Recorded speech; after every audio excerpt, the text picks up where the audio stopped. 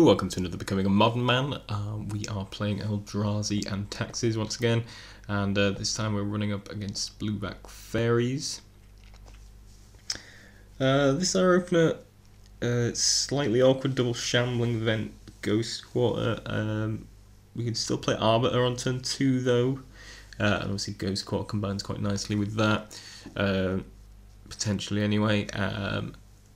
And this Tideholic Scholar will be able to be played eventually. Additionally, if we draw any land, land that comes into play untapped, then this hand's fairly good. So this seems like a reasonable keep, but a slightly awkward land setup. It leads off with a Delta and passes the turn. We're just going to play one of these Shambling Vents. And Watery Grave comes into play tapped. Inquisitions takes away the Arbiter. Which obviously isn't terribly convenient for us. Plays a Swamp. We draw Plains, so we're going to be able to. Skip through that. Tideholic Scholar. So our opponent has a Snapcaster Mage, which is the card we end up taking. Moot Vault, Mana Leak, Vendilion Click, Ghost Quarter. So yeah, I end up taking Snapcaster because we don't want to have him Snapcaster Inquisitioners, because that would be not great. I suppose we take Mana Leak as well, but I think we can just play around Mana Leak, to be honest. I think we're probably just better off playing around it. He hasn't got any pressure on board, so he's going to have to do something with his mana, otherwise he's just going to get beaten down by this Tideholic Scholar repeatedly. And currently he doesn't have the mana to do any cast of an Vendilion Click, so doesn't seem optimal to be taking that. So yeah, I like taking the Snapcaster. He plays Bitter Blossom, which is pretty good. Pretty good draw for him, and drops a Moot Vault.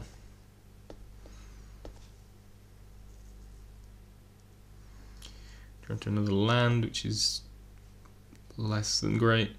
Just gonna cast a Flicker Wisp here. Obviously, Flicker Wisp not very good against Bitter Blossom for obvious reasons. Obviously, gives them a blocker to deal with the Wisp, and Flicker Wisp just hard cast generally isn't all that exciting. I think we're just going to blink out the Ghost Quarter, so we've got that untapped in case we want to blow up our opponent's Moot Vault on their turn. But we'll see what they do. So Bitter Blossom makes a token. Run to Vial. It's going to attack with Tideholic Scholar here. Unfortunately, our opponent's going to have the Fatal Push to deal with that. Can try and cast a Vial. Our opponent's going to use the Mana Leak on that. Which isn't the end of the world, to be honest. Attacks with a Fairy token. Don't really want to block. Draw Eldrazi, Displacer. Opponent's going to Vendilion Click on our draw, and he takes the Reality Smasher out of our hand, which we would have been able to cast that turn, which would have been pretty good as a way to beat down our opponent. I mean, I suppose he could have triple blocked, but it doesn't seem very good for him if he activated his Moot Vault. So yeah, opponent not too keen on seeing a Reality Smasher. We could have thought not seed there. I can't remember if we knew what was in his hand at that point. I think we probably knew that he only had a Ghost Quarter. So yeah, not too clear what's on his hand otherwise. So yeah, we just ran out the Displacer instead, which is pretty good against tokens generally, particularly if we can get multiple activations going. It's going to Ghost Quarter one of our Shambling Vents, which is fine. We can try and blink one of the Flicker Wisp. End of turn. I mean, I suppose we could have just as well blinked one of the tokens, because that's ultimately what we're going to do. But our opponent has Snapcaster Fatal Push to get rid of the Eldrazi Displacer, unfortunately. So here, Flicker Wisp again. One of the tokens. and we could attack there. I end up not attacking. It's kind of a debatable one. It kind of depends on whether we are happy trading with a Vendilion Click there. And I suppose I decided that we'd rather just have some blockers. Kind of a debatable one. I'm not sure whether trading with its click would have been good or bad there. Certainly getting an extra damage would be nice, so maybe we should have pushed for that. So go for the Thought-Knot Seer here, but our opponent's going to Snapcaster Mana Leak, which is a bit irritating. Opponent goes down to 11 and makes another token, and is going to be able to attack for 1, 2, 3, 4, 5, 6. So to take it here. I mean, we are coming to the point where we might want to block with these Flicker Wisps, but we are going to be able to cast a Reality Smasher here, which is pretty good. And we're going to get attack in with that, see what our opponent does. So opponent tries to block with Vendilion Click and Mutavault. He's going to path the Click to keep our Reality Smasher alive, and then our opponent loses the Vault and also takes 3 damage. It's a pretty good deal for us. Our opponent must have suspended a Ancestral Visions last turn, and makes another token. Attacks in here. Decide that we don't want to get too close to being dead, so I block the Snapcasters and trade with those. That way we're only taking 2, leaves our opponent with 4 fairy tokens, and we've got a 5/5 attacker with our opponent on 7. So it seems like a fairly good trade for us. We've also got Shambling Vent, which we can activate and attack in with, which will gain us some life. So seems like a strong position for us. I suppose in theory we could have kept the Flicker Wisps as attackers. Sorry, we kind of sped through that, but it all ended up pretty well for us. Opponent didn't really have any good blocks, and we managed to knock him down to 2.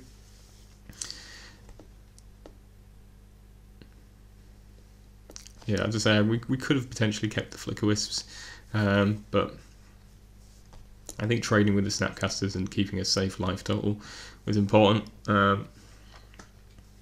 Yeah, ultimately our opponent concedes, unable to take any more shots from the Reality Smasher, with 1 life available, and even if he did survive next turn, his Bitter Blossom would kill him. So that wraps up game 1. We managed to turn that one around pretty well after a fairly bad beating sort of in the mid game. Reality Smasher did a lot of work actually in turning that around, and Trample very useful against the Bitter Blossom. So yeah, that worked out pretty well. So sideboarding against a Faeries. I think we probably want the Orzhov Pontiff. It's obviously a way of clearing out 1 toughness creatures, which is very useful. Other than that, kind of difficult. We could think about bringing Thought Seizes. I'm not sure whether we did or not. I mean, taking out Bitter Blossom is quite a big deal, so we could think about bringing those in for that purpose, but I'm not in love with that. Fatal Push doesn't seem particularly good. Moon Crusaders can attack through the fairy tokens from Bitter Blossom, so maybe that's okay. But most of the other creatures are blue, so that makes it less good. I suppose potentially we might look at bringing in Mirroring Crusader, obviously because it can ignore the Bitter Blossom tokens. Relic Water's not very good. Firewalker doesn't really do anything. Stony Silence doesn't really do anything. Rest in Peace turns off Snapcaster Mage, I guess. It doesn't do a whole lot else, and they're not really big on a graveyard abuse, so I think overall we probably don't need to make a lot of changes. I think probably want to bring in the Pontiff and maybe consider bringing in the Crusaders. In terms of our cards we want to take out, Reality Smash is actually good in this matchup. I still don't know if you want 3 necessarily, but it is pretty good at getting through a load of tokens and pushing through those. Thought Not Seer still seems good. Displace is very good against tokens if you get enough mana to start repeatedly blinking things. Flicker Wisp is kind of weak in this matchup. Obviously 1 power flyers can deal with it. It can still deal with shenanigans, but maybe you want to cut 1 or 2 of those. Because yeah, it's definitely not the best matchup for Flicker Wisp, and maybe that's something you want to cut. Maybe bring in the Mirroring Crusaders for those, as well as the Pontiff. Wasteland Strangler, again, not at its best. One thing it can do though is put a Ancestral Vision, which is suspended, into the graveyard, so they don't draw the cards, which is pretty cool. Pretty nice interaction that you can do to prevent them from drawing the cards off Ancestral Vision. So that's an option, and there will be creatures about to kill, so you're possibly not getting the most value out of it, but I don't dislike Wasteland Strangler. The other hand disruption's good. Arbiter's possibly not at its best, but yeah, we don't have a ton of sideboard cards to bring in, so I think we're probably looking at maybe cutting a few of the Flicker Wisps, and quite like Reality Smasher. I think it's probably pretty good, so maybe a Arbiter for those cards. Okay, so we're back with game 2. Scissor Opener seems pretty good. We've got Thalia, Tidehollow Sculler, Wasteland Strangler, and the Path to Exile, and we've got all the lands we would want. It's going to lead off with an a Thoughtseize, taking Thalia, which is a bit of a nuisance. Drawing to Eldrazi Temple.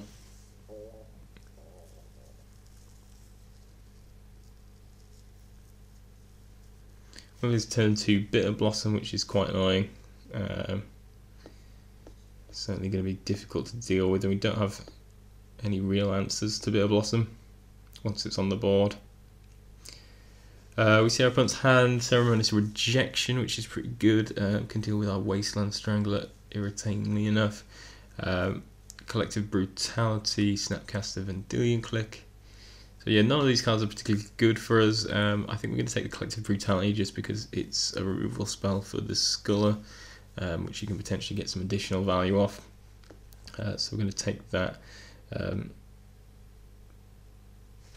Obviously don't really like any of those cards being in our opponent's hand.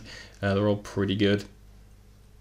But I think the Collective Brutality has to go just because it's otherwise it's probably just going to kill the Scholar. So I'm going to tap for 2 here,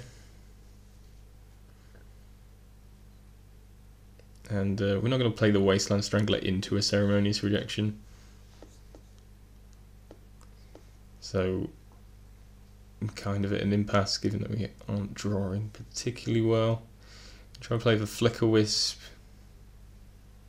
given that we know what's in our opponent's hand for the most part. Unfortunately, our opponent has a Spell Stutter Sprite, which counters the Wisp. We could Path, but actually, because Bitter Blossom is a tribal enchantment and counts as a fairy, he actually has 4 fairies with the Spell Stutter Sprite. The thing you can do is respond with the Spell Stutter Sprite, so if I Path the Spell Stutter Sprite, it'd only count the number of fairies he had after the Spell Stutter Sprite was removed. Because it counts the number of fairies you control when the ability resolves, but unfortunately you still have enough, so it wasn't worth doing. So we might as well save this path for something else. Attacks for 2 in the air. Nothing really we can do about that. We draw another land, frustratingly. There's a Vendilion Click, which we're just going to path in response. Take 3 in the air. And then the Ghost Quarter, which isn't particularly useful. Can deal with Mutavault, but that's all we've got. And draw a Vial. We maybe should have just tried to play Vial to see if he would counter the Ceremonious use it Ceremonious Rejection on it. Well, at this point, he can Snapcast the Ceremonious Rejection as well, so things aren't really getting any better for us. Yeah, Bitter Blossom's pretty much taken over the game. I drew Shambling Vent there. Drew more lands than we would have liked, so yeah, it didn't draw particularly well, but our opponent's hand was pretty good against us, and the early Bitter Blossom meant he can just sit back and keep up his spells and kind of take over the game, which is really what Blue-Black Faeries is looking to do. So yeah, unfortunately he was able to execute his game plan, and we kind of stalled really for the most part. Okay, so on to the last game. So this is our opener. Pretty good.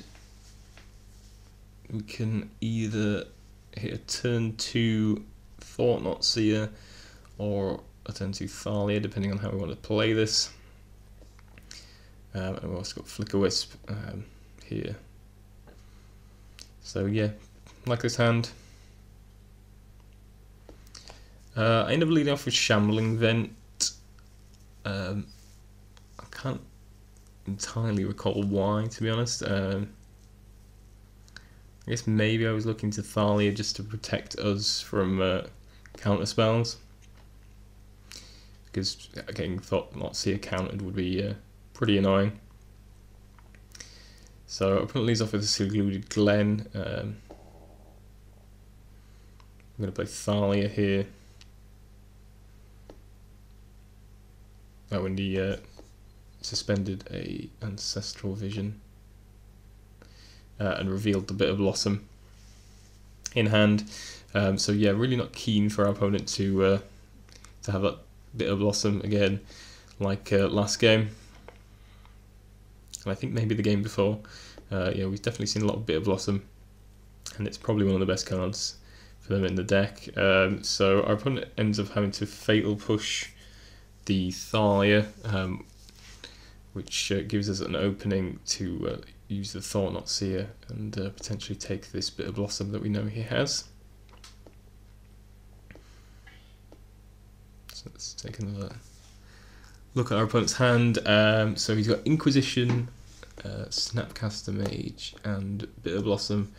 As I say, I think we want to take the Bitter Blossom. It's the scariest card he's got. Snapcaster Fatal Push is a bit of a problem. He doesn't have any fetch lands at the moment, so he can't actually activate Revolt to kill our Thought-Knot Seer as it stands. So yeah, something to keep in mind, but I think we definitely want to exile the Bitter Blossom as it stands. But plays a Mutavault, Inquisitions us, getting rid of our Tide Hollow Sculler, which is fine. We're going to be able to attack for 4 here. And here what I'm going for is I'm going to use the Wasteland Strangler, as I discussed in the sideboarding. One doesn't have a creature out, but we just want to prevent him from getting this Ancestral Vision activated. So I'm going to target my own creature just to get the ability used, and then his Ancestral Visions goes away. And that's a dead card for him. Public plays a fetch land now, so he can do the Snapcaster Fatal Push if he so wishes, which I think is the play for him. So corrects a fetch, Snapcaster, Fatal Push the Thought Not Seer, and I think he trades with the Strangler as well.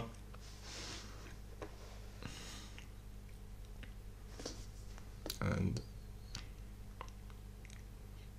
go for Tidehollow Sculler and take away the Vendilion Click he's got in hand, and see that his other cards are both lands, which is fine.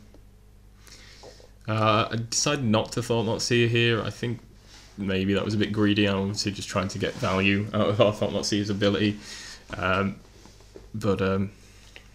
I think probably we should have just played it out there. And then our opponent suspends another Ancestral Vision and plays another Mutavault. Going to play Thalia here and the Thought Not Seer, which ultimately probably means we should have played it out. And yeah, only see the Watery Grave, so yeah, it would have been better if we were able to swing in there with the Thought Not Seer. And if our opponent wants to trade 2 Mutavaults for our Thought Not Seer, I think that's probably a pretty good deal. Can drop a Vial here. Attack for 6.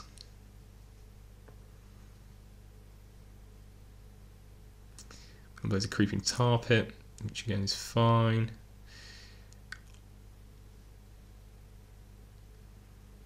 We're just going to attack. I guess for the double block on the Thought Not Seer, as I say, is fine. I'm going to blink for our Tidehollow Sculler just to see what our opponent's working with. So he's got Click and Collective Brutality. We did have the Click under the Tidehollow Sculler, but I think we probably want to take the Brutality instead, as it's removal against our Flickerwisp. Our opponent doesn't have any flies at the moment, so at the very least we've got a good attack with the Flickerwisp, and most probably we can attack with everything next turn. So yeah, attack with everything. The opponent's going to have to pull one out of the bag here. So opponent plays Vendilion Click, targeting himself, I think. Yeah. So trying to find something. I think we're going to respond with a Path. And yeah, that wraps it up. So yeah, our opponent obviously didn't find anything by bottoming, putting a card out of his hand with the Click, or the card was too expensive thanks to Thalia. And yeah, that wrapped up the match. So yeah, pretty entertaining one. I think it's a decent matchup, I would say. Again, we've got disruptive elements. The big concern really is Bitter Blossom and them sort of running the skies. And yeah, Flickerwisp not at his best in this matchup. And actually, this is one matchup where Reality Smasher actually is really good, attacking through stalled board states, or one where they have lots of blockers. So yeah, so this is a strong matchup for the Reality Smasher, and a weaker one for the Flickerwisp, unfortunately. But I think we've got enough disruption that we can deal with it, but we definitely need to watch out for Bitter Blossom and too many flyers, because we don't have a ton of great answers to a lot of flyers or a lot of tokens, because we are not big on board wipes. But otherwise, definitely winnable, as we managed to show here.